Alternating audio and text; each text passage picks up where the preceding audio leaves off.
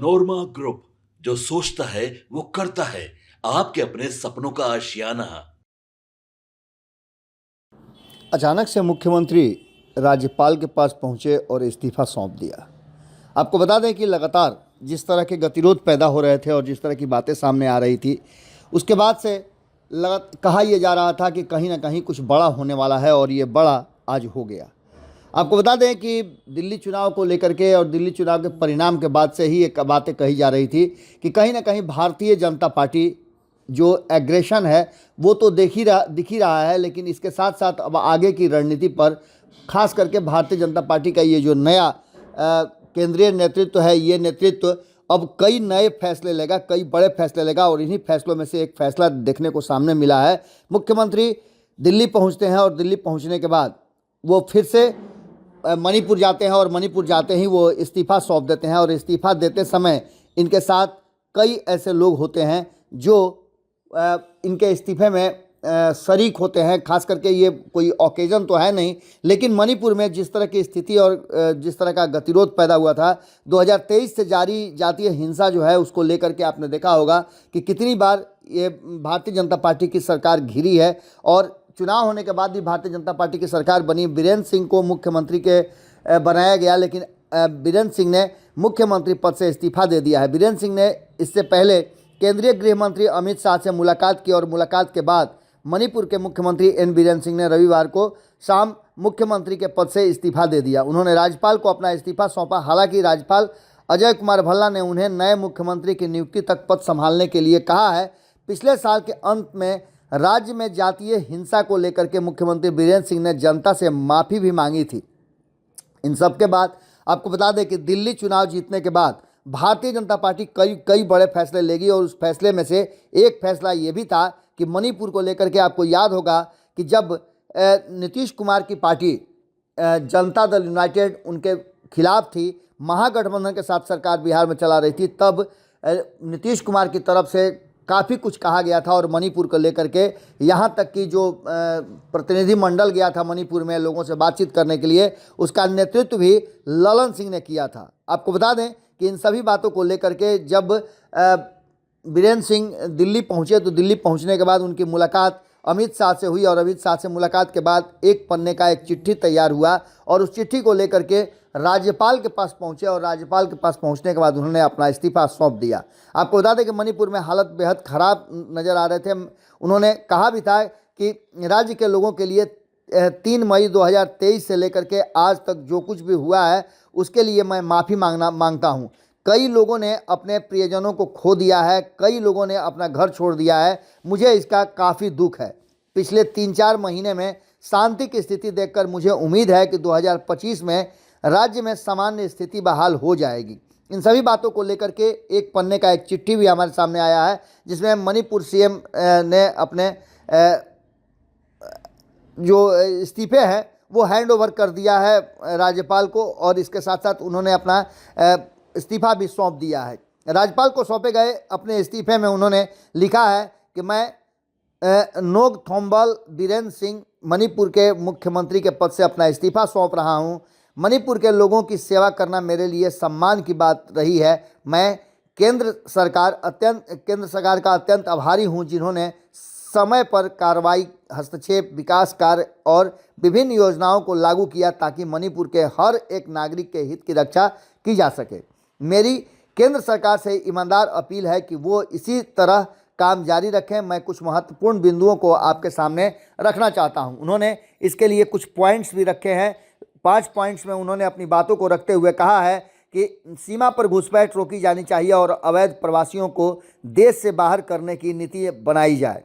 इसके साथ साथ उन्होंने लिखा है कि मणिपुर की क्षेत्रीय अखंडता को बनाए रखा जाना चाहिए, जिसका हजारों वर्षों का समृद्ध और सभ्य इतिहास है। इसके साथ साथ उन्होंने कहा है कि नशे और नशे के आतंकवादियों के खिलाफ लड़ाई जारी रखनी चाहिए। एमएफआर की कड़ी और पूरी तरह से सुरक्षित नई व्यवस्था लागू की जानी चाहिए, जिसमें बायोमेट्रिक्स जांच सख्ती से की जाए। सीमा पर समयबद्ध और तेज़ी से काम किया जाना चाहिए। ये भी बातें उन्होंने लिखी है। आपको बता दें कि मणिपुर को लेकर के जिस तरह का गतिरोध पैदा हुआ था और लगातार भारतीय जनता पार्टी इस मुद्दे पर घिरी हुई थी, अब इस गतिरोध को समाप्त करने की कोशिश की गई है। मणिपुर के राज्यपाल जो हैं वो इस्तीफा उनका स्वीकार कर लिए हैं। और इसके साथ साथ आपको बता दें कि मणिपुर का जो सत्र चलने वाला था, बजट सत्र चलने वाला था, 10 फरवरी से शुरू होने वाले 12वीं विधानसभा के 7वें सत्र को तत्काल प्रभाव से रद्द कर दिया गया है। विधानसभा सचिव के मेघजीत सिंह द्वारा रविवार को जारी एक नोटिस से यह बात स्पष्ट हो गई कि नोटिस में कहा गया है कि मणिपुर के राज्यपाल अजय कुमार भल्ला ने भारतीय संविधान के अनुच्छेद 174 के खंड 1 द्वारा प्रदत्त शक्तियों का प्रयोग करते हुए 12वीं मणिपुर विधानसभा के 7वें सत्र को आहूत करने के पिछले निर्देश को तत्काल प्रभाव से अमान्य घोषित कर दिया है। आपको बता दें कि इस पूरे जो कवायद है इसमें कहीं ना कहीं दिल्ली जीतने के बाद भारतीय जनता पार्टी अपनी छवि को सुधारने की कोशिश शायद कर रही है और इसी का नतीजा है कि राज्य में कई वर्षों से चल रहे 2023 से ही जातीय हिंसा चल रही है, जिसमें अब तक 200 से ज़्यादा लोग मारे गए हैं और हजारों लोग विस्थापित हो गए हैं।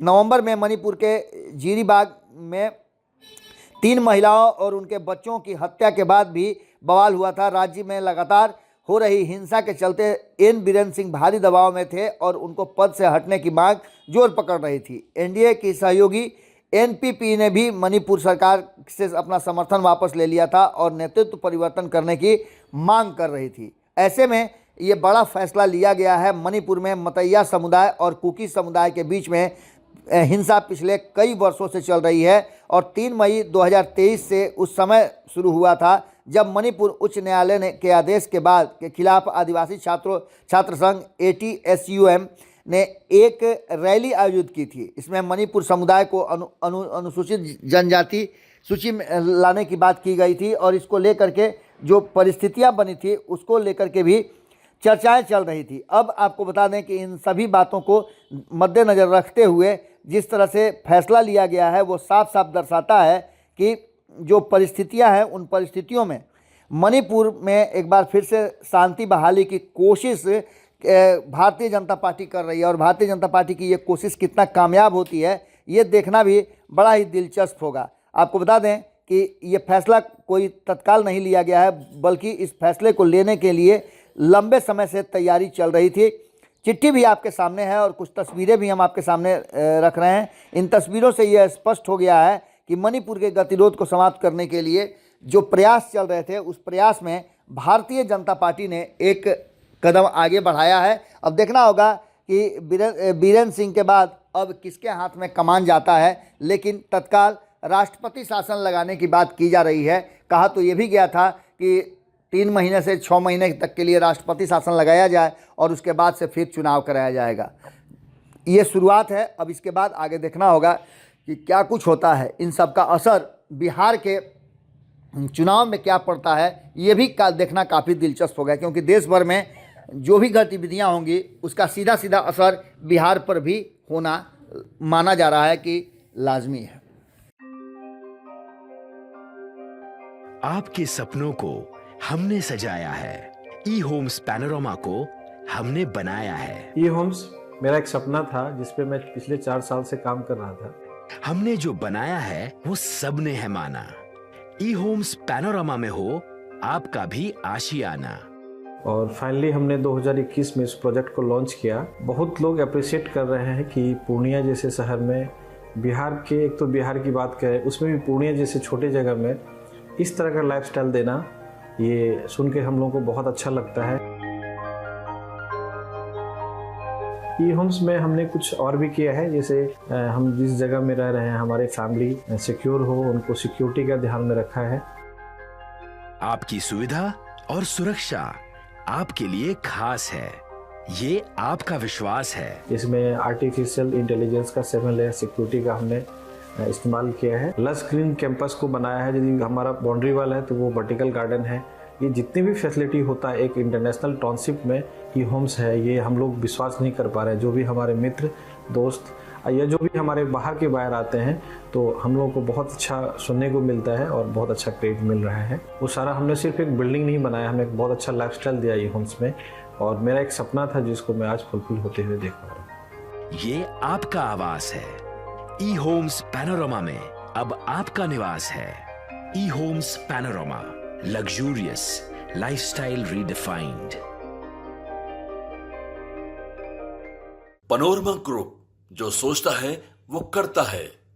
अगर ये वीडियो पसंद आई और वह बिहार के राजनीति और बिहारियत से सरोकार रखेनी तो सब्सक्राइब बटन दबा के चैनल के सब्सक्राइब कर ली। ओजे एगो घंटी बा, ओकरा बटन दबा देला से कुल सटीक और मारक खबर रुआ मुफ्त में मिल जाई। अगर रुआ पत्रकारिता के हमनी के नया प्रयोग में सहयोग कर चाहतानी तो ज्वाइन बटन दबा दी। पेटीएम नंबर नोट कर ली 9386816700।